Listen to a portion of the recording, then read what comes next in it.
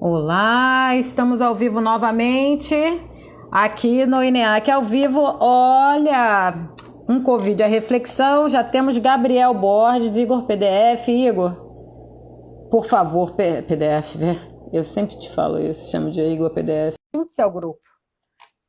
Igor Peçanha Frota Vasconcelos.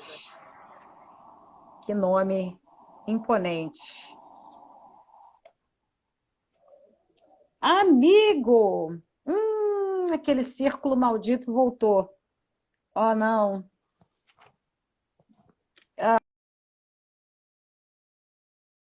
Esse círculo como o Igor. Todas as pessoas. Igor acabou de cair. Vamos lá. Tentar Igor PDF mais uma vez. Por favor. PFV. Igor. Oh, Oi, Igor. vocês estão me ouvindo? Ah, eu te ouço, mas eu não te vejo. Eu não sei como as pessoas te ouvem, mas provavelmente elas não te veem também. Ih, a conexão de novo, amiga. Esse Ó, vou negócio de tentar uma última conexão. vez sair, se não der, a gente toca o bar. Tá. Ok. Vai sair e voltar. Você. Isso. Removi você. Agora vou incluir você. Mais uma vez. Estamos incluindo o Igor.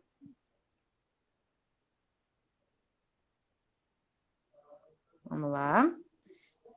Esperando o Igor. Esperando Igor. Solano, querido. Minha prima Tainá.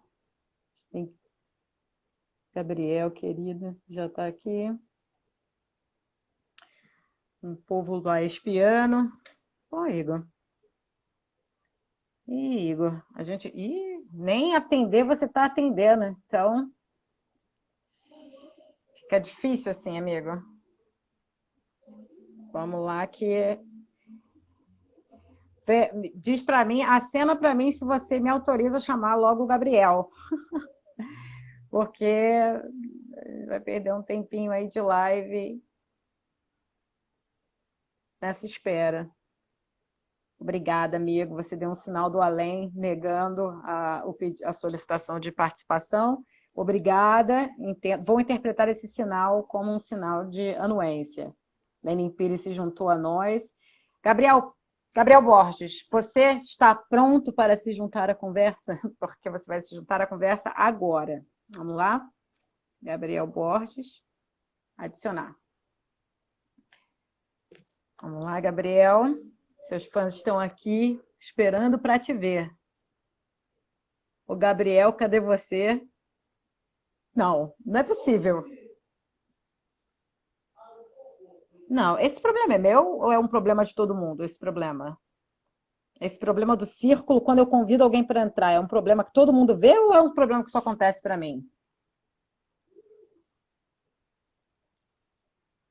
Vou ter que esperar uma resposta. Tentando adicionar as pessoas à live, mas está caindo. Está caindo. Gabriel, tô te chamando para a live. Não dá para ver, só você. Não. Então eu apareço, mas aí o Gabriel. Voltei. Oi! Tava Você deixando carregando para aqui. momentos tensos, Gabriel. Relaxa, Ô, estamos Gabriel, aqui. momentos tensos, Gabriel. O Estamos Igor daqui. caiu, você caiu. Nossa, acabou a live, né? E agora? Vamos chamar o Lene. Eu Agora tá caí, que o Lene tá eu aqui. caí mesmo. Tô brincando. Aí, apareceu. Então, o sinal está chegando lá do Mato Grosso, aqui no Rio de Janeiro. A conexão é de Oiapoque ao Chuí, de ponta a ponta quase. Não é não, meu querido Gabriel Borges? Com Seja certeza. bem-vindo. Tudo bem com você? Obrigado, Beth. Tudo bem? Dá boa noite a todo mundo que está aí, né? Um prazer poder participar desse convite à reflexão. E vamos conversar, né, sobre as questões que estão assolando a gente aí nessa pandemia. Sim, querido, é um prazer ter você aqui conosco. É uma pena que o Igor não pôde participar no começo para deixar a pergunta dele, né? mas aí ele pode escrever e interagir com você e colocar a pergunta dele, que é bem interessante para você, Ótimo. Gabriel. Bom, eu queria primeiro só agradecer, porque, como o Igor falou, a gente tem oportunidade aqui no Covid a Reflexão de falar com gente que a gente não fala há muito tempo e que a gente tem saudade de conversar e trabalhar, né? Hoje, por exemplo, a gente teve a gente pobre da Elisângela, né? Você conhece a Elisângela, né? Que teve que aturar eu, Lenin e Rômulo e Pedro conversando por horas e assim usando a oportunidade da banca dela para conversar, né, entre nós, porque a gente gosta de conversar, a gente gosta de trabalhar e gosta de estar junto, né, trocando essa ideia. Então, e normalmente a gente tem a socialidade do pós, né, aula, do pós-defesa, a gente sempre vai para um lugar comer alguma coisa, tomar uma cerveja, trocar uma ideia. Então, assim, tem a parte boa também. E a gente quis trazer um pouco isso para essa live, né? A gente poder estar em contato com as pessoas que a gente gosta de conversar. E você é uma pessoa que, desde sempre, né, eu tenho uma afinidade especial. Acho que você tem uma afinidade especial com várias pessoas desse grupo, né? Não sou privilegiada nesse sentido. Tem vários fãs do Gabriel, né? Aí, com certeza, nos assistindo nesse momento.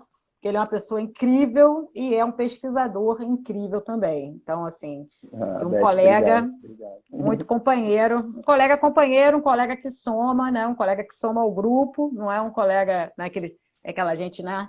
Corrida dos ratos, não é esse tipo de gente, é uma gente que sabe crescer junto, né? Então, isso é importante para o grupo, Gabriel. Eu queria deixar essa declaração de amor aqui, quantos coraçõezinhos voando para você aqui no cantinho. Retribuo Porque ela e realmente passo para a gosto galera que muito. está assistindo a gente também aí. É isso. Gosto muito, muito, muito de trabalhar com você.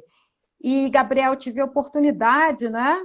Uma grande oportunidade também de não só acompanhar o seu trabalho enquanto estava sendo feito, enquanto nós dois fazíamos trabalho de campo, né? Teve uma época em que eu e você fazíamos trabalho de campo ao mesmo tempo, né? Para o doutorado. E a gente um pouco foi construindo dentro desse grupo que a gente pertence, né, o LAESP. A gente não teve essa oportunidade de apresentação inicial, porque era o Igor que ia fazer essa apresentação. Mas um Covid a Reflexão é uma das LAESP Lives que estão fazendo parte hoje do INEAC ao vivo. Então, a gente está acontecendo na quinta-feira, mas tem outras lives rolando aí. Na terça, Para a Sua Ciência com a Isabel Nunes. Na quarta, Antropopapo com a Yolanda e a Uli estão organizando. Na quinta é um Covid à Reflexão. Na sexta, o Lenin está com Sexta Básica, que é um programa muito maneiro, né? Fala mais sobre política universitária e tal, política científica, né? Academia, né? Então, o programa tem uma pegada diferente. E agora tem o Claudinho também com Luz Vermelha, 9 horas da noite. Então, assim, a gente está com várias lives rolando essa semana. Valeu, galera, Karina Cunha, e agora que a gente deixa algumas pessoas passarem, mas estamos aí agradecendo já por antecedência, de antemão, todo mundo que está aí falando com a gente. Então, essa é uma oportunidade, e aí ela foi pensada como uma oportunidade de dar visibilidade ao trabalho de pesquisadores, jovens pesquisadores, pessoas que acabaram de defender a sua tese, né, pessoas que estão aí produzindo a sua tese, com um trabalho de campo rolando, que tem ideias para trocar. E vou te dizer que eu participei da sua banca, né? Você me convidou para participar da sua banca. Foi um privilégio, né, participar da sua banca, ler a sua tese em primeira mão. Né? E aí, por isso quis conversar com você hoje, de trazer para conversar sobre o seu tema, que eu acho muito interessante. Né? Então, Gabriel, fala para a gente um pouco, na sua tese, o que eu achei mais interessante da sua tese, assim, em tempos, né, a gente, recentemente, eu particularmente estou muito impactada por esses eventos, mas a morte desse garoto essa semana, toda vez que uma criança morre vítima de violência, né, armada, de uma coisa brutal, né, da forma como né, banal e brutal, né, eu acho que tem essa brutalidade, ela tem essa banalidade da morte nesse sentido, assim, então, né, para uma criança, quando ela atinge uma criança, ela choca demais as pessoas. Então, num momento como esse, eu queria refletir com você sobre o que você trouxe na sua tese, que é um pouco essa história. Vamos retomar aqui o título da live. O título da live é, deixa eu apagar, Abraça o Papo e Não Dá Mole, Violência e Pandemia nas Favelas do Rio de Janeiro. A sua tese, ela tratou de uma certa cosmologia em torno da morte, né? Uma cosmologia que explica a morte, né?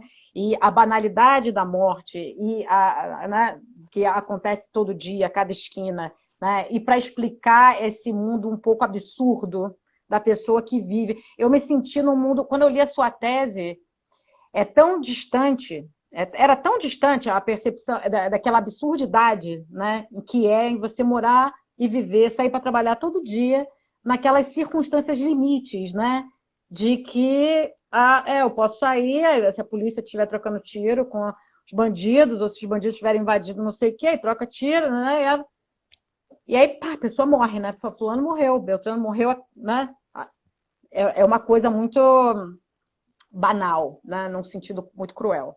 E eu queria que você me explicasse para as pessoas, primeiro que era uma coisa que me chamava muita atenção, era como é que você conseguiu produzir aquela etnografia, com aquele entendimento sobre aquele processo social. Então, como é que foi para você construir isso, né, enquanto pesquisador, enquanto pessoa, né? Porque a nossa produção é sempre um pouco da gente, né? Um pouco das coisas que nos inquietam. Eu queria ouvir um pouco isso de você e queria ouvir de você também sobre o seu dar mole, porque esse abraço, papo e não dar mole é de um desses vídeos que saiu agora recentemente com carros de som, mandando as pessoas ficarem em casa, não sei o quê. Então é aquele abraço o papo e não dá mole, assim, fica em casa, porque senão a gente vai te ensinar a solidariedade de forma violenta, né? No seu coro. Então, eu queria que você falasse um pouco melhor sobre essa história do não dar mole e como é que foi que isso brotou para você no seu trabalho, amigo. Bom, Parabéns, Beth, por sinal. obrigado. E obrigada de novo, você está aqui. Fala. Primeiramente, quem quiser depois aí, manda uma mensagem para mim que eu vou disponibilizar a tese, né, para quem tiver interesse de ler. O título dela foi Quantos ainda vão morrer, eu não sei. O regime do arbítrio, punição, morte e a vida em um lugar chamado de favela, né? Como é que eu fiz? Como é que eu comecei, né? O que me provocou a construir a começar essa pesquisa? Na verdade, foi o meu lugar de cria, né? A gente que cresce nesses lugares chamados de favela, a gente acaba se acostumando a perder pessoas, né, ao longo das nossas vidas. E a galera que está aí também acompanhando, que faz parte desse contexto, pode confirmar isso. E isso acaba entrando, né, fazendo parte da nossa rotina, né, do nosso dia a dia, das nossas moralidades, interfere no nosso ir e vir, interfere, como você falou, na hora que você vai sair do trabalho, na hora que você chega, nas suas relações de amizade, nas relações familiares. E quando eu já no mestrado, pós o mestrado, né, comecei a entender essa perspectiva a partir das ciências sociais, essa relação minha de cria com a relação do que as ciências sociais me mostravam, que essas mortes não eram naturais, né, que em Niterói meus amigos da UF não morriam, que os meus amigos da faculdade da FGV não morriam, né, que pessoas de outros lugares que eu circulava não morriam da mesma forma como ali, né, onde eu desenvolvi minha pesquisa, que eu chamo de Vale para preservar a identidade das pessoas. Isso, na verdade, trouxe uma série de inquietações para minha cabeça. E o Deu Mole, ele aparece como uma coisa que vem no começo disso, né, que era natural da minha fala e natural da fala das pessoas que circulavam nesse contexto, né, eu retornei ao Vale, né, e passei a olhar ele enquanto um pesquisador e conversar sobre as mortes que ali aconteciam. E o Deu Mole, ele vai aparecer como uma justificativa a posteriori, né? A gente tem uma situação de desigualdade estabelecida. O Estado ele vai produzir, né, o que eu vou chamar no meu trabalho de uma produção sistemática de mortes, né? E não só a morte física, né, direcionada ao fim da vida, mas várias outras mortes, como eu vou falar, como das meninas, né, que viram mulheres muito cedo por conta da sexualização do corpo, das possibilidades das práticas de racismo que viram mortes simbólicas do cara que não tem vontade sequer de sair daquele contexto, porque ele não consegue se enquadrar, né, nos locais que a cidade oferece, naquilo que a cidade oferece. E uma das conversas, né, de orientação, descrevi um caso de um rapaz que na tese eu chamo de Neguinho. Ele é um jovem de 16 anos, negro, trabalhava com entrega de bebidas, né? E numa das operações que eu presenciei, o caveirão passou numa rua, ele saiu atrás para filmar o caveirão. E nisso, o cabrão retornou e deram um tiro na cabeça dele, de fuzil na cabeça dele. Os policiais desceram, pegaram o celular para ver o que estavam filmando, subiram no caveirão com o celular e foi embora, né? Isso aconteceu na frente da mãe dele, né, na frente de amigos, né? E quando essa história foi narrada, né, apesar de tudo de toda a tristeza das pessoas que estavam ali, havia um sentimento coletivo de que ele tinha dado mole. Porque o caveirão ali, ele tá para atirar, ele tá para matar mesmo. Então como é que ele vai, né, já que ele não era bandido, como é que ele vai filmar o caveirão numa situação dessa? Né? Tipo, e aí, mole, né? Como é que você conhece a regra do jogo aqui e faz um negócio desse, meu irmão? Você não tá tendo uma conduta condizente, né? Pois é. Você conhece aqui, né? Que você conhece a regra. Isso aparece como uma justificativa a posteriori da morte e que vai colocar a causa da morte em quem morreu, né? Ou a causa de quem sofreu um infortúnio qualquer sobre quem causou, né? Em relação às violências locais, né? Não só em relação à violência policial, mas também a todas as outras dinâmicas, né, de violência que envolvem esses lugares chamados de favela. É interessante que isso surge para você nesse contato com a universidade, né? Essa questão, ela é uma inquietação, eu tenho certeza que para qualquer pessoa que vive sob essas circunstâncias, não há quando você fala em banalidade, você não fala em naturalização, né? Não é a mesma coisa, né? A banalidade do mal, da morte na favela não tem esse caráter de que as pessoas se acostumam, né? Isso custa às pessoas, né, emocionalmente. Eu acho que você mostrou isso na sua tese também, de forma muito evidente, como isso custava emocionalmente, fisicamente, financeiramente, existencialmente, em termos da cidadania daqueles sujeitos. Eu acho que os custos de viver neste ambiente, dessa maneira, construído dessa forma, por essa violência, você conseguiu mostrar muito claramente na tese. E eu acho que é interessante porque você associa isso à sua ida à universidade, né? Que você ali você conseguiu desnaturalizar o seu cotidiano, né?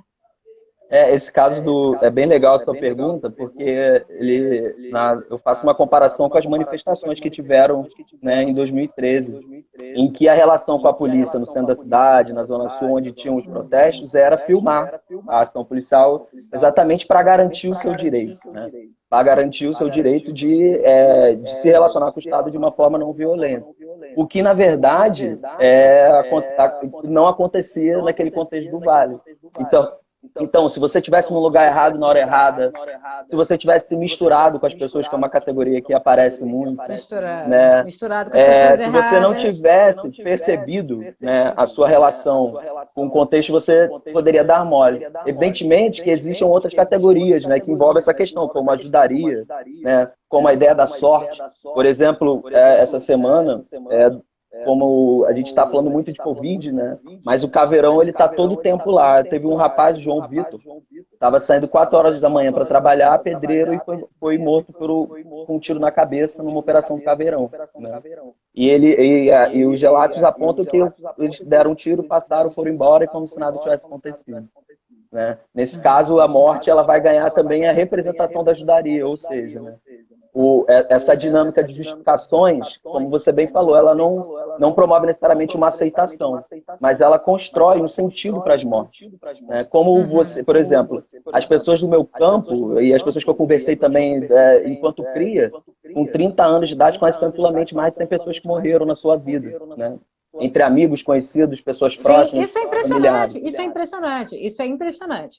esse cotidiano da morte, eu ficava muito impressionada também quando eu fazia campo no Palácio, né, aí em Niterói, com as paredes cobertas com mensagens, né, de saudade, liberdade para, saudade de.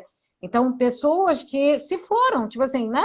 Estão presas, então, mas é muito cotidiano, assim, tipo assim, eu tenho, assim, você pensar na minha vida, tipo assim, quantas pessoas que eu conheço que morreram vítimas de violência? Próximas a mim, nenhuma, sacou? Nenhuma. E tem pessoas ali que todo ano botam pelo menos umas 3 vezes uma faixa de luto, uma referência a um luto que estão vivendo, um luto normalmente é associado à violência, se for jovem, né? Se for os jovens, como eram os jovens do Palácio, né? Esses do Saudade para, Liberdade, Saudade de Liberdade para, né? Eles são todos jovens, eles botam 3, 4 vezes, perderam todo mundo. Você fala de cifras impressionantes na sua vida, né? Mesmo, assim, centenas de pessoas que tecnicamente todo mundo, né? Você mostra, lembra que você mandou aquela foto de você quando era adolescente, que para a gente identificar onde é que você estava, mas era óbvio, a cara de demônio estava lá, a gente conseguia ver. Mas você falou, todos morreram. Todos morreram. Eu falo, gente, morreram de violência, não morreram, tipo, né, não ficaram doentes, não, né, se mataram, não, eles morreram de tiro. Morreram de tiro, todos eles.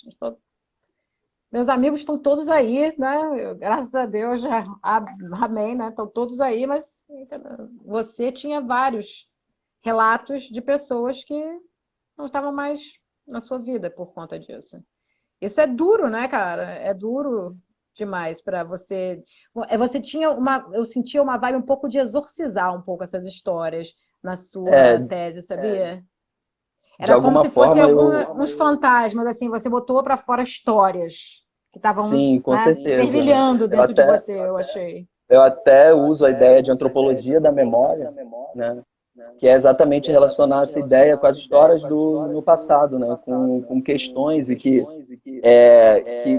na verdade, marcavam a minha percepção dessa violência toda que era construída ali. Né? Porque até então ela não era perceptível. De alguma forma, esse sistema de crenças que envolve o Deu Mole também compunha a minha vida. Porque era importante acreditar que a pessoa deu mole para eu seguir em frente. Né? Porque se você Era pensar que quase uma não, necessidade básica, era né? quase uma necessidade, né? E isso não só por mim, mas partilhado no sentimento de todas aquelas pessoas, né? Já que a morte era algo inevitável, né? E que você tinha uma produção sistemática de jovens assim que você conhece vão morrer a todo tempo, a justificação vai rolar sempre em relação a isso. É como teve um caso do Pivete, que foi uma morte que eu relato que me marcou muito, porque era já não na antropologia da memória, mas no trabalho de campo, eu falei com ele, fui comprar pão, falei com ele estava na esquina e eu aconteceu uma operação, né? E aí eu subi, no que eu subi eu escutei o tiro. Eu até relato isso, né, lá. E aí depois a gente foi descobrir que foi esse rapaz que trabalhava como trabalhava na boca como radinho, e ele estava com uma pistola e foi para o meio da rua mirar o caveirão, né? E foi uma história bem triste, porque assim, várias coisas sucederam, né? Ele não tinha família ali, então ele ficou lá, tiveram que tirar o corpo dele de lá e deixaram em outro lugar o corpo dele, né? Perto de um valão, e ele, enfim, ficou lá até ser reconhecido, ser buscado, né? E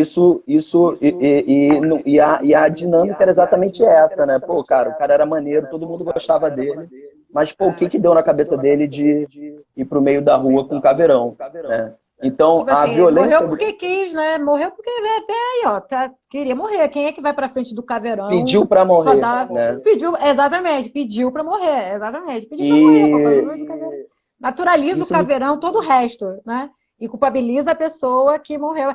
Começa e termina. O problema começa e termina naquela pessoa ali, né? Então, não há responsabilização de ninguém, porque no final, né, começa e termina ali mesmo. É tudo ali. E com uma invisibilidade muito grande, né? Porque as atrocidades, as coisas, você você traduziu essa realidade de uma forma muito vívida na tese, né? Até algumas pessoas, até na banca, chamaram a atenção do tipo assim, foi pesado ler a tese e pensar, acima de tudo, eu acho, e pensar que essas coisas aconteciam. paralela, como se fosse um universo paralelo, né? Como é que isso acontece? Como é que isso acontece em algum lugar e passa batido assim? É uma naturalização gigantesca, né? E isso é interessante você falar, porque isso começou a suscitar essas questões, né? Porque você tem toda uma dinâmica construída sobre a ideia de favela, né? Que constrói a favela, né? E aí é uma coisa que eu trago na minha discussão, é que, do ponto de vista, assim como a raça não existe do ponto de vista biológico, né? A favela, essa não existe, entendeu? O que É a um gente tipo chama de a ideal. favela, na verdade, é um tipo ideal que classifica arbitrariamente determinadas localidades da cidade. E aí, como eu mostro na minha pesquisa, por motivos muito diferentes, né? O Vale tem um motivo, o Bezerro tem outro, vários outros lugares que eu vou trazendo ali são construídos a partir de histórias diferentes, né? Como no Vale foi uma operação que tinha que marcou uma chamada midiática que chamou de Vale e isso foi sendo construído, por exemplo, né? Mas quando você chama um lugar de favela, né? Quando você coloca essa alcunha, você permite, né? Você direciona, né? Ou marca, né? Ou explicita toda uma tecnologia ou tecnologias de governo e que a favela constrói. Então, ela dá essa ilusão de que é paralela, né? De que está isolada, mas não está, porque essas pessoas que moram no Vale, que moram em todos os lugares que você falou, como eu também, né?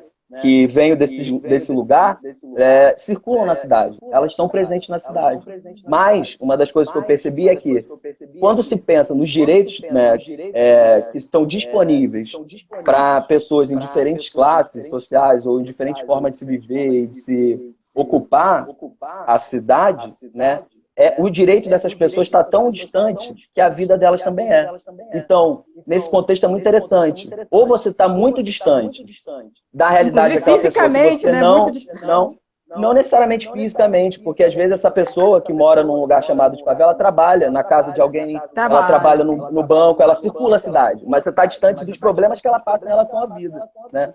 Ou você está muito próximo ao ponto de estar lidando todo dia com aquela morte que o Deu Mole figura como uma forma também de naturalização. Então acaba que essas mortes ou elas estão muito distantes ou estão muito próximas, né, de quem vivencia esse contexto. Tem E efeitos isso parecidos, possibilita. né? Tem efeitos parecidos, só que de dois pontos quase que equidistantes, né? Um parte da Isso. ideia de favela como discurso, né? Que cria a favela como lugar de ausência ou de violência, de precariedade e tal, que justifica, de excepcionalidade, que justifica determinadas formas de agir. E o cotidiano também cria essa impunidade, no sentido de que ele se instala, ele tem uma emergência, né? Ele precisa se instalar. As pessoas não podem viver eternamente numa situação de alerta, como se tivesse um pouco, você tem que criar formas de sobreviver àquele ambiente hostil, porque você não vai sair dali. Você não quer sair Pois dali muitas é, vezes. Você não quer, pois você é. mora ali, sua família mora ali, seus amigos são dali, você cresceu ali, né? Né, que também não significa que as pessoas que estão ali estão todas desprovidas de renda ou numa situação de extrema pobreza, né? Você vai ter uma série de ideias que vão circular, né? Porque se a gente parar para pensar, quando a gente coloca na chamada aqui do Covid, vamos falar da favela, né? A ideia de favela é familiar para toda a cidade, né? Uhum. Só que cada experiência que vivencia essa ideia, ela vai ser singular. O que tem em comum é quando você chama um lugar de favela, você você constrói dentro das regulações da cidade, né, uma perspectiva do Estado que não é ausente, né? Ele não é ausente, ele é desigual, né? Não há uma ausência de direitos. Você tem muito Estado, tem pessoas que trabalham para o Estado, você tem as agências do Estado, né? A própria Exatamente. ideia do tráfico organizado, das milícias, são continuidade da lógica de como o Estado trata essas pessoas, né? Mas aí você explicita, na verdade, um regime normativo, um regime jurídico desigual, né? Eu Que acho que expressa tem nas um formas mito. de morrer e viver dessas pessoas. Eu acho que o seu trabalho também, o meu trabalho, eu cheguei, que foi também numa favela, né, num lugar chamado favela, chamado né, Palácio de Niterói, né? Eu também senti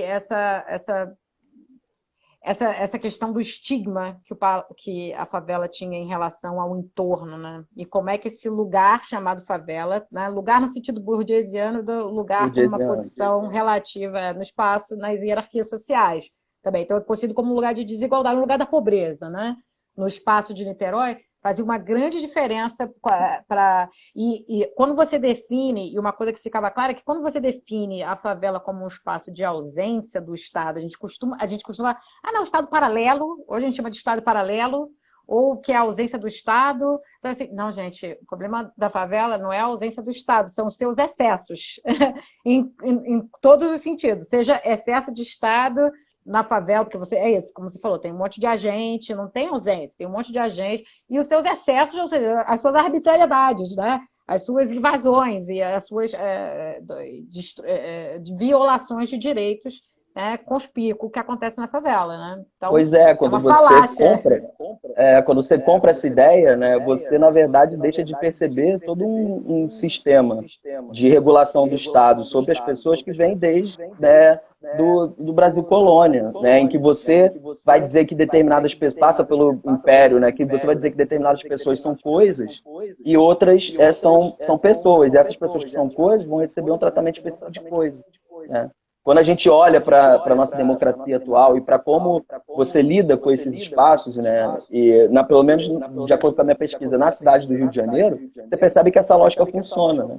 Não que as pessoas são legalmente coisas, mas a elas está destinado um direito diferente. Você constrói, como você falou, essa ideia da ilegalidade, né? Você constrói uma ideia de ilegalidade sobre quem é desigual. Né? E o combate dessa ilegalidade se dá pela manutenção da desigualdade. Então, a gente não perceber que, por exemplo, uma conversa que eu tive na UF, né, foi muito importante, de uma colega de turma do doutorado, num debate, falando que, se eu falando sobre a minha pesquisa, ela falou assim, poxa, eu vejo que a minha empregada passa, ela mora na Rocinha e tal, e é muito complicado mesmo, é importante você falar. E aí eu chamei a atenção para ela, que falei assim, e uma coisa que eu estou tentando chamar a atenção é que ela mora na Rocinha, uma das questões é ela ser sua empregada, né?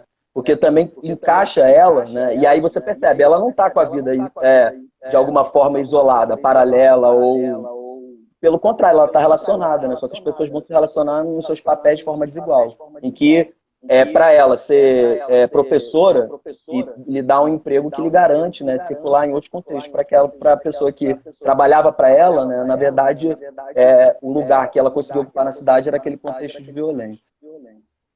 Sim.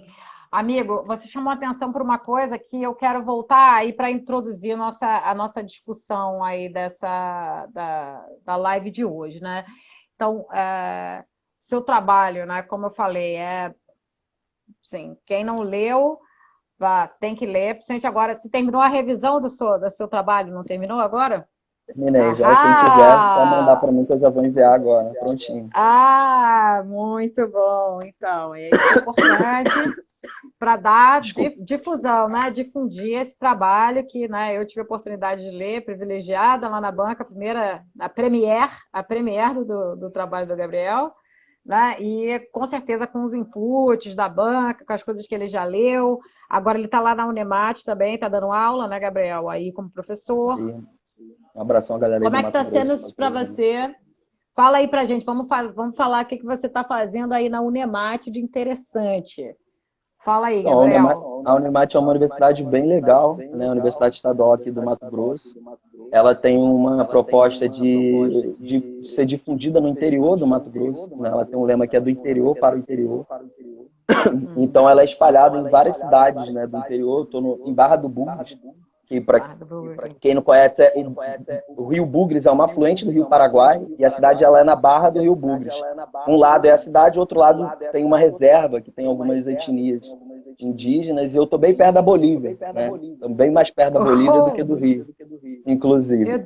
Né? E a gente agora assim, o trabalho estava indo muito legal, a gente estava fazendo pesquisa, né? Tava montando um grupo de pesquisa aqui, desenvolvendo atividades. Exatamente, fala do grupo de pesquisa, porque o grupo de pesquisa, você está construindo uma parada aí, a gente tem o Laesp aqui no Rio, está construindo uma parada aí no Mato Grosso, né? Está levando a nossa conversa aí também. uma reunião hoje e a gente vai desenvolver aí um estudo de segurança pública, né, para pensar essas questões aqui, relacionando essas duas realidades. Essa cidade onde eu moro, a gente que faz pesquisa de campo, a gente já começa a observar, também tem suas dinâmicas de produção de morte, né, que evidentemente que bem diferente aí do Rio de Óbvio. Janeiro, mas que guarda similitudes em relação a esses processos de produção de desigualdade, de desigualação de pessoas. Né? Você anda numa parte da cidade, você vê claramente, né, como se estabelece essas relações de controle a partir dessa desigualdade que tá, me parece, espalhada pelo Brasil inteiro. Né? Então a gente vai produzir, né, essa relação aí com a galera do Laesp, Rio, né, para ver se a gente consegue fazer trabalhos novos aí também nesses próximos dias aí. A quarentena, ela né, muda um pouco nossa dinâmica, mas também está servindo para a gente poder observar e trazer novas questões para pensar tudo que está acontecendo. Né?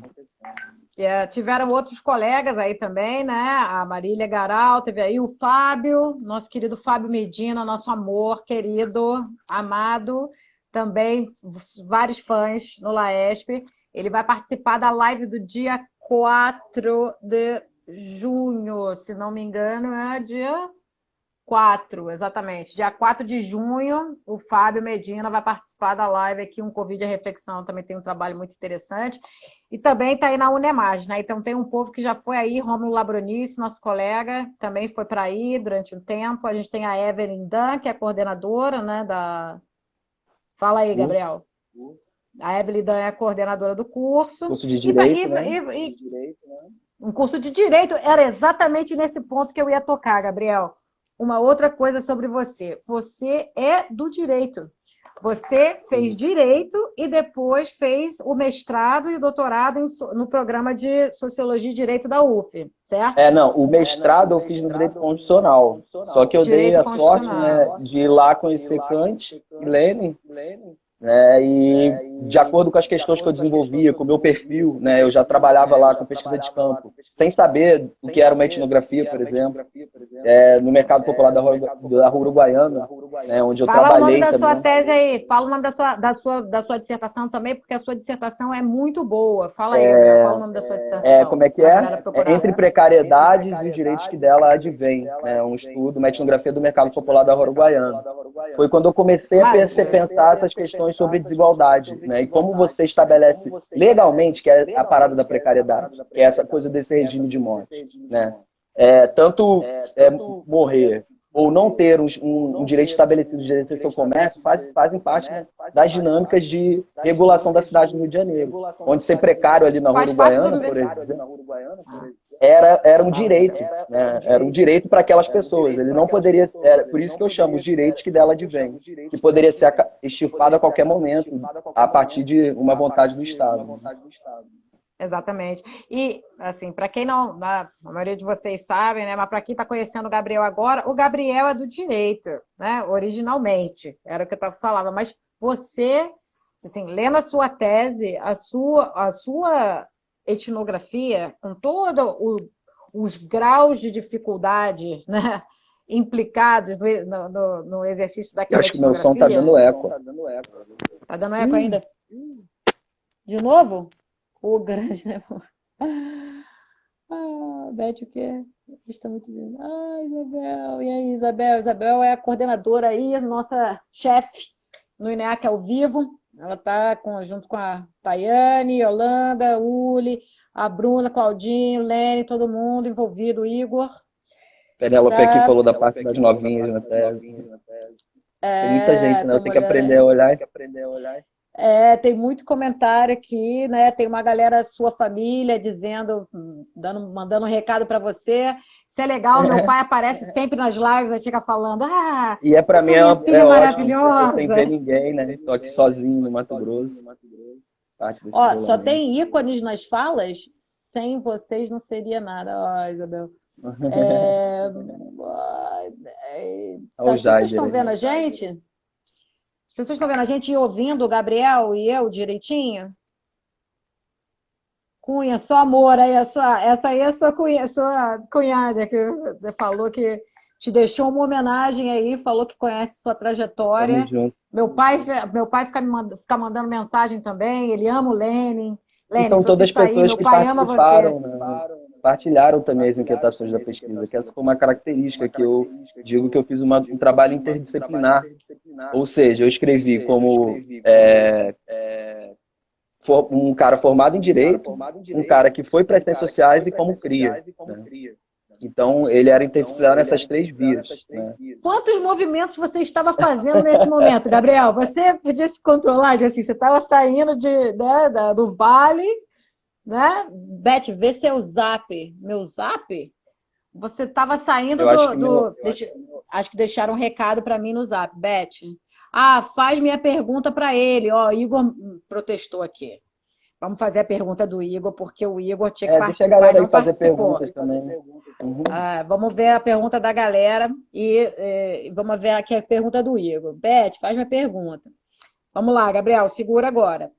Eu penso que nossos trabalhos dialogam muito, pois na minha pesquisa o ponto disparador foi que quando fizemos um mini censo, né, no Palácio, onde a gente fez, eu e o Igor fizemos trabalho de campo, né, a demanda que a comunidade apresentou por lazer, em primeiro lugar, na frente, por outras demandas. Assim, fizemos no PIG, né, o professor Ronaldo Lobão e o Igor trabalhava nesse censo do Morro do Palácio, e uma das coisas que o censo perguntou era o que era a maior carência do palácio, que as pessoas mais precisavam no palácio, e a resposta foi lazer. E o negócio é que isso irritou um pouco alguns pesquisadores, né, da época, diz a lenda que isso irritou alguns pesquisadores, no sentido de, as pessoas alienadas, né, que elas querem lazer e tal, não sei o quê, com tantos problemas estruturais, com a desigualdade, com a violência, as pessoas jovens morrendo todos os dias, e as pessoas pedem lazer, não fazia lazer, definitivamente não fazia parte do rol dos problemas que as pessoas esperavam ouvir das pessoas no palácio, né? Então,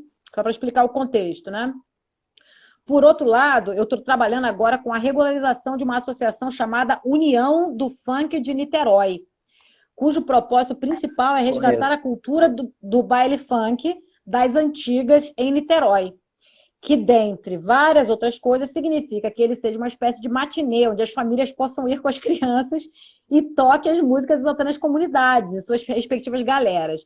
Queria que ele falasse sobre essas diferentes percepções sobre o lazer na pesquisa dele. Percepções sobre o lazer, essa pergunta do Igor, deixa eu adicionar só uma coisa no relato do Igor, que ele me contou um outro dia que eu achei muito interessante, o Lenin também vai achar muito interessante, né? Essas galeras, porque tem galeras também que vão nesses bailes funk, né, das antigas. E são as galeras das comunidades, eles fazem torcida organizada, né? Aí vão todo mundo junto, aí se enfeitam, aí tem aquele tipo baile de galera, você lembra de baile de galera? É tipo aquela coisa do baile de galera.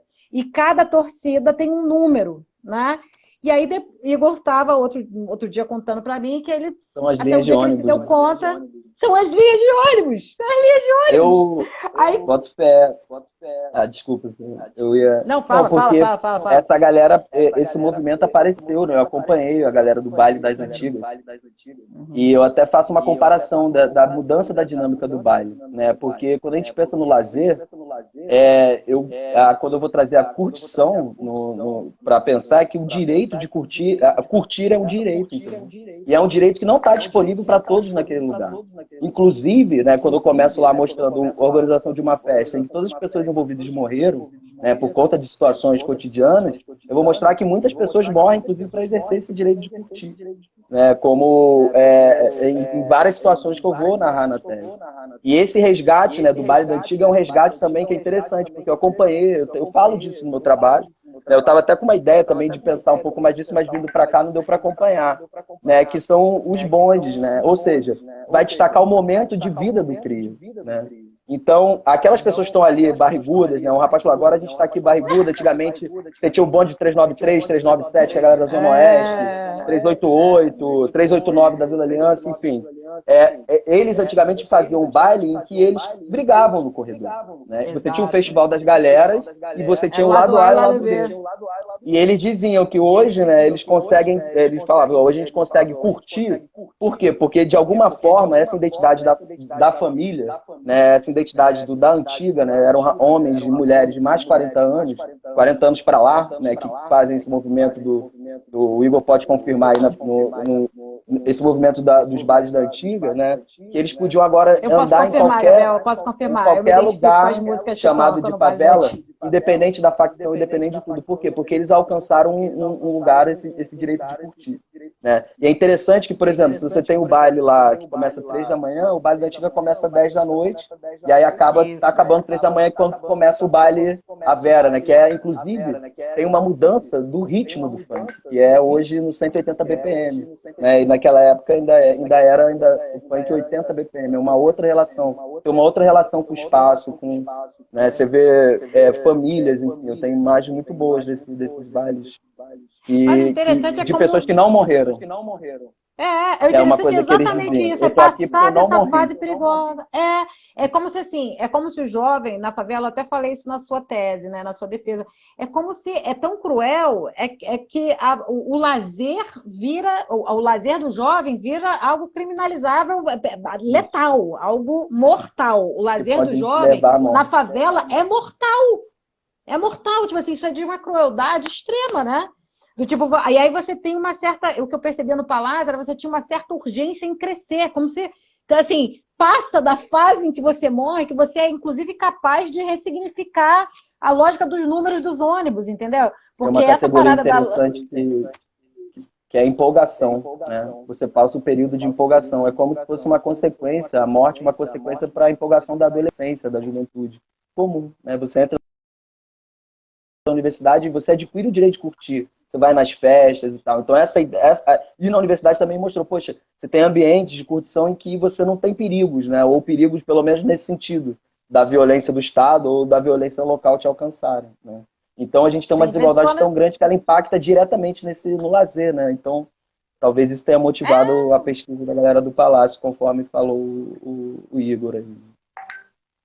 é extremamente cruel. Você não tem tempo para ser jovem, né? Você tem que crescer, Não tem tempo constitui para ser jovem. família, aí virar adulto, tem que, aí vai, aí arruma uma namorada, aí tem um filho, aí casa com ela, a pessoa tem 21 anos. Né? E aí constitui uma família, mas é quase que quando um jovem desse faz isso na favela, a mãe fica extremamente feliz, fala assim, puta, se safou, caraca, vai sossegar, a barriga vai crescer, e aí já não vai ser a mesma urgência de vida que, né, não vai estar mais circulando pela favela, não vai estar mais indo ao baile, não vai estar mais, não vai correr o risco de dar mole, de estar com mais companhias, ou no lugar errado na hora errada, ou fazendo Não alguma é coisa. mais Você não tem espaço para desvio, né, do como caminho, né? não é mais o momento, né? E essa ideia de momento, ela sai para perceber esse controle que é exercido, né? Então você estabelece uma sociedade desigual ao ponto, né, de formas de viver, construir o seu tempo de vida diferente. Então o cria, ele de alguma forma ele está fadado a entrar nesse sistema de morte. Se ele não morrer, né, ele de alguma forma ele vai encurtar, inclusive, essa perspectiva do que seria o tempo de juventude, né? Porque ele vai ter responsabilidade, ele vai ter que trabalhar, né? Ele vai ter que, em algum momento, sustentar os filhos, né? Que decorrem também dessas relações muito jovens de casamentos, enfim. Então você tem uma apropriação do tempo das pessoas, né? Que controla os corpos. E aí tem um rapaz que conversou muito comigo, né, que eu chamo de Manão, que além de interlocutor, é um amigo, e ele vai dizer isso, ele vai dizer, ó, ainda bem que eu curti na época que eu podia, né? E a época que ele podia era até os 23, 24 anos, porque depois ele teve o primeiro filho, depois o segundo, e um salário mínimo, né, com 2 filhos, não dá para mais nada, assim, não tem como, a curtição ela fica muito prejudicada, né? E agora vai tudo para as crianças. Então, enquanto, por exemplo, você vê na universidade, a galera saindo da universidade com 24 anos e começando a iniciar a vida, né? Ainda saindo, ainda visto como jovem, como criança. E esse jovem de 24 anos, nesse contexto, ele não é Nutella. visto mais nesse lugar, né, nesse contexto, com essa Sim, perspectiva. Né? sim. Sim, sim, não, com certeza. Perfeito. Agora, Gabriel, a gente está se encaminhando para a parte final aqui da live, né? Já estamos com uns 47 minutos de live, a gente termina a live com 1 hora. Eu queria ouvir agora a sua, com base no que você trabalhou, toda essa sua discussão, seu trabalho de campo incrível, né? E tudo isso que a gente viu na sua tese, que eu vi, pelo menos, né? Tive o privilégio de ver na sua tese. Como é que você vê essa questão atual do COVID, do impacto do Covid nas favelas? Porque o que a gente visualiza? Que houve um momento inicial em que houve um discurso de preocupação sobre o contágio nessas áreas.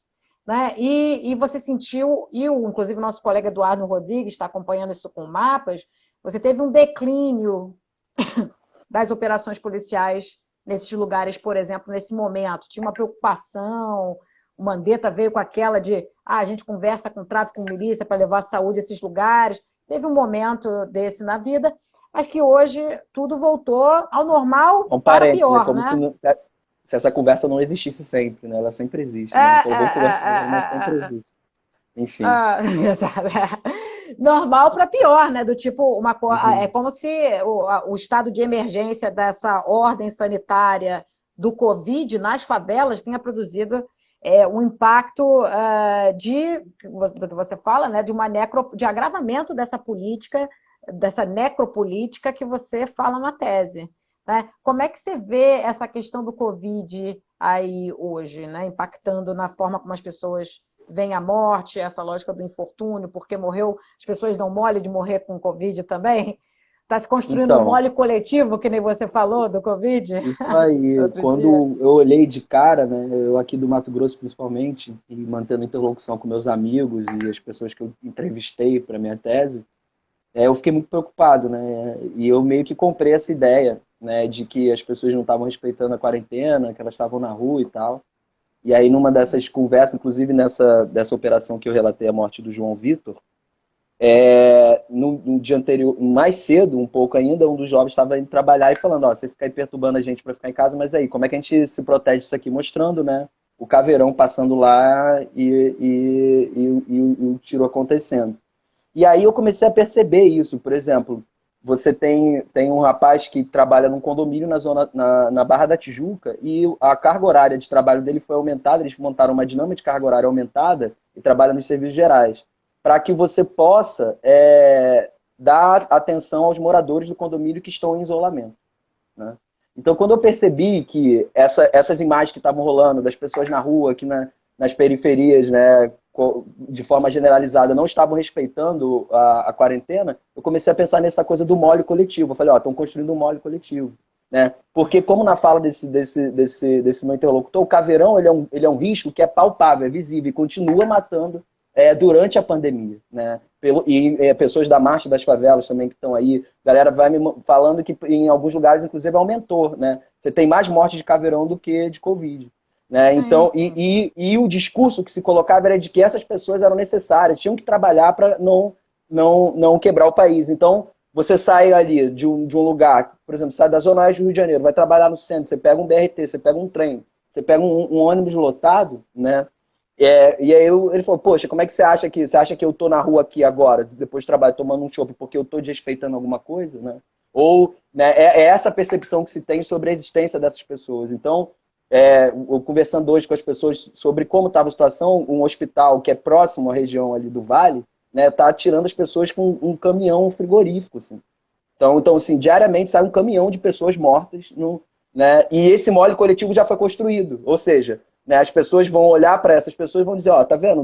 Mas ninguém está respeitando, tá bebendo, tá, né, ou por questões políticas, ou exatamente por essa percepção de que a sua vida ela não está sendo protegida dentro da quarentena.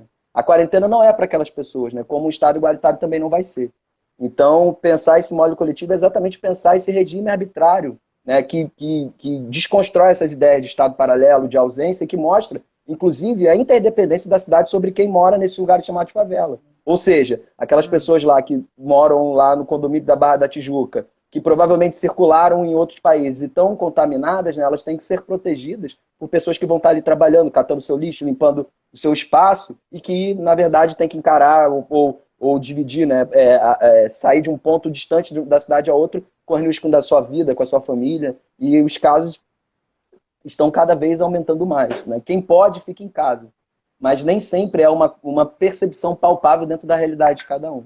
Por isso que eu pensei como um mole coletivo, ou seja, essas mortes que estão acontecendo no Covid, lá no Vale, em outros lugares chamados de favela, que são por conta de falta de tratamento igualitário, de não ter respirador para todo mundo, de não ter acesso à saúde para todo mundo. Os hospitais, por exemplo, tem um hospital na Zona Oeste que era referência em tratamento pulmonar, já estava sem respirador antes do Covid, né? Se você chegasse lá com tuberculose, você não tinha respirador antes do Covid, toda essa desigualdade no acesso à saúde, por exemplo, né, vai ser justificada pela atitude das pessoas que têm que trabalhar, que têm que circular, que trabalham como comerciantes ambulantes, que precisam da rua, né, desses espaços para sobreviver.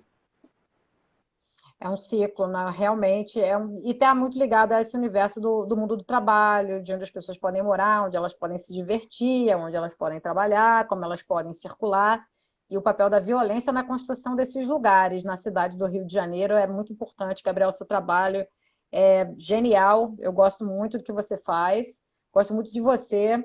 Vamos ver se tem perguntas aqui da nossa audiência, vamos saudar aqui as pessoas.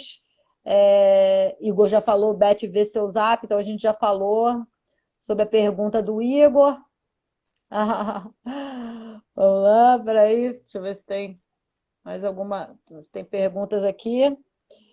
Gente, alguém tem pergunta para o Gabriel aí? Gostaria de saudar várias saudações do Gabriel aqui. A Marisa perguntando, debate maravilhoso. Gabriel, parabéns pela maturidade com que você coloca essa discussão, muito show. Valeu, querida. Marelisa Pimentel, Larissa Vassis, Gabriel foi um ótimo mentor na faculdade e até hoje sempre traz uma visão mais humana para o direito. Você é uma criatura do direito, isso que chama atenção, é interessante. Eu orgulho dele ter sido meu orientador na faculdade e ser meu amigo. Gabriel é do direito, cara, né? E é um antropólogo de mão cheia, né? Muito doido esse. O cara do direito, antropólogo de mão cheia. Acabei de saber que o Gabriel é Dindo, do filhote da Josi e do Carlinhos. A Isabel descobrindo seus afilhados por aí. Valeu, Isabel, por estar aqui presente. Ó, tem uma. Lá do A, tem lá umas, do B. lá do A, lá do B, ótimo. Tem uma pergunta gente. aqui, ó, o Carlos manda o rap para finalizar. Sacana, Fala, né? Isso aí. fala. Qual é a pergunta? Qual a diferença entre o charme e o funk? Tem uma questão aqui que a Camila, beijão Camila, que apesar de vascaína, gosto muito, ela falando sobre como é fazer pesquisa dentro de uma realidade que não é só próxima, mas é a sua, né? Na verdade, tem uma questão que assim, é muito difícil, foi muito difícil para mim. Eu já tinha trabalhado com isso na Uruguaiana, né, porque eu tinha trabalhado lá e fui fazer pesquisa, então eu achei que eu ia conseguir passar por isso mais tranquilo no doutorado, né? Só que quando eu lidei com a perspectiva da morte, né, e quando eu desconstruí principalmente as mortes das pessoas que eu conhecia, isso foi muito, muito difícil, né? Porque, de fato, eu comecei a perceber e entender, né, inclusive, o que se constrói na percepção do cientista social, né, quando ele está olhando uma situação de desigualdade. Né? Como eu vou trazer, ó, você tem pesquisadores que estão falando desse lugar de favela, e aí não é melhor ou pior, né? Mas são perspectivas diferentes, como o Funk mesmo fala do MC Massinho, é que o cara que constrói a perspectiva sobre a favela, quando ele está olhando esse lugar, ele está olhando pelo olhar da desigualdade. Quando ele se vê no asfalto, né, como uma perspectiva que eu não gosto, que para mim ela mantém essa ideia de asfalto, favela, de ausência, de cidade partida, né, ele se vê fora daquelas situações. Então o olhar dele é sobre um olhar desigual também. Então, desconstruir as mortes que para mim eram naturais, né? Entender que o fulano morreu não foi porque deu mole, mas foi porque há toda uma dinâmica de morte que inclusive poderia ter tirado a minha vida. E se eu tivesse morrido, eu teria dado mole, né? Isso foi, acho que a parte mais difícil de fazer pesquisa numa realidade que não é próxima a minha, mas é a minha, né? E achar essa narrativa do pesquisador, né? Achar a narrativa de alguém que está fazendo ciência, né? Porque a todo momento você falava, você não pode ficar aí contando história, não é a sua opinião. Você tem que ser o pesquisador. Então, foi um exercício muito difícil mesmo, assim. Tanto que o Carlinhos falou do rap, escrever os raps, fazer poesia, né? Eu fui fazer também, busquei entendimento de quem eu era psicologicamente, até eu entender que não, eu vou escrever como um cria e como um pesquisador. Né? Essa identidade ela pode ser transitória em algum momento, né? Em algum momento da escrita eu posso dizer, aqui o Gabriel pesquisador escrevendo, eu acho que a escrita é uma fase importantíssima para você se ver como pesquisador, mas ela era temporária, porque acabou ali, eu volto a ser cria, minhas relações estão nesse contexto, apesar de estar morando aqui, né, minha família está lá, naquela época minha casa também, então é um exercício que eu acho que a antropologia urbana e as ciências sociais, elas vão fazer cada vez mais, se a gente pensar principalmente o contexto aí que é do Rio de Janeiro, né, com as políticas de ingresso na universidade que agora foram cortadas de novo, mas de pessoas que vêm de lugares na cidade que antigamente não acessavam a universidade, né? A universidade é uma coisa que a galera de essa favela não está na universidade. Mentira, tá sim. Né? Mas está lá, como na UF, trabalhando terceirizado, como veio o primeiro corte aí do novo governo que mandou 500 pessoas embora. Elas estão, mas de que forma elas ocupam esses espaços? Então, trazer todo esse enredo para uma pesquisa que fala de morte foi muito difícil. Assim, eu digo que a minha tese tem muita lágrima, né? Foi uma das, Gabriel, assim, tá acabando, Gabriel, né? a gente tá acabando.